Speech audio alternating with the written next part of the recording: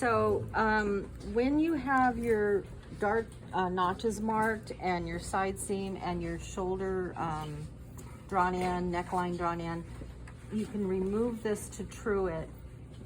We still aren't 100% ready to put this to paper until we get the back, because we're going to true the muslin back to front.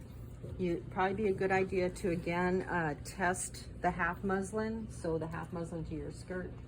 I'm not going to check the half muslins for grade. That's more for you to have like a worksheet to draft with. But once you have everything ready with your half muslin and you transfer all your markings to your paper, you're going to cut the full bodice front and back and sew it to the full skirt, okay? And that will be turned in on the form next week, and you will turn in your completed patterns with a pattern card. So the bodice and the skirt will be on the pattern card, and the complete pattern with everything trued.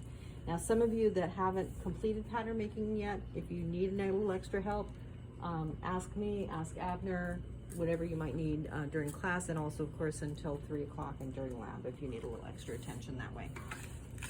Okay, so we're gonna use French curve, and those of you who had the plate that's squared off, this measurement here needs to come down at least 1.5 inches. If you have the rounder one, let's make that measurement about 1.25 inches. Okay, so I'm just tiny bit above that line. I already have a lot of my armhole complete here, so I can go in, find the angle with the French curve, and of course, you know, the first part's square, and then once you get your marks from your form, you can draw in your armhole. Okay, then with a sleeveless dress, we wouldn't do this step. We would leave the width right there, but since this is the basic block, we got to give ourselves about 1/2 inch more and bring that line right to the waist intersection. Okay, and again, that's for movement for the sleeve. All right, come back to where you've dotted in your waistline. Make sure that center front is square, and I've got my dart here. I'm gonna need to cut or draw the dart with it closed. So you can use a hip curve, or you can use the straighter part of your French curve for this. So closing my dart.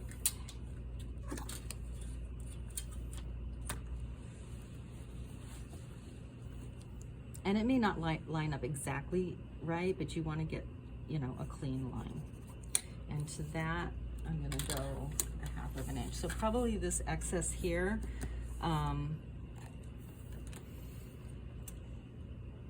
if you see that you're higher or lower than that mark, you need to just kind of compromise between. And then we'll add our seam allowance.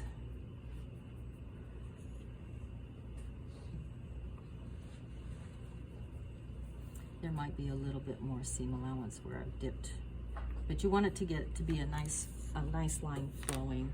Can I borrow your fabric scissors for just a sec? Oh, guys, great scissors. If you guys haven't bought one of these, you just got to. I discovered them much too late in life. They're the best. Okay, thank you. Have a hand, the big ones. Yeah, I have the bigger ones myself, but yeah, those are, if your hands are more petite, those are good. Okay, so there is my waist seam. And then after I've added that out, I still have to add the seam allowance. That's just the fit so far. Okay, and same thing here, I'll add my 1/2 inch to this dart, fold it in as well, notches together.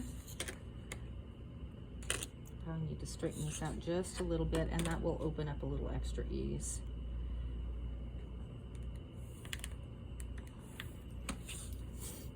And then you'll cut the muslin in the closed position.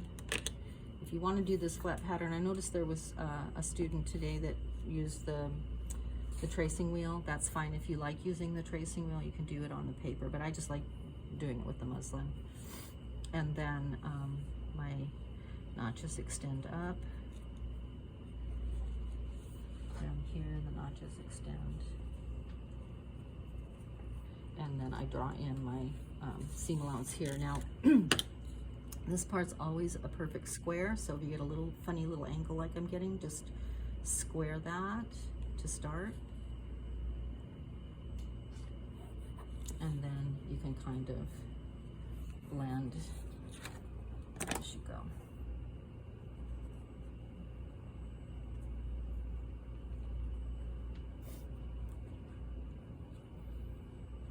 Okay, and then once you get to this point, you can go ahead and cut out your muslin, and then we'll drape this back onto the form and do the back. Okay? Questions right now? Thank you.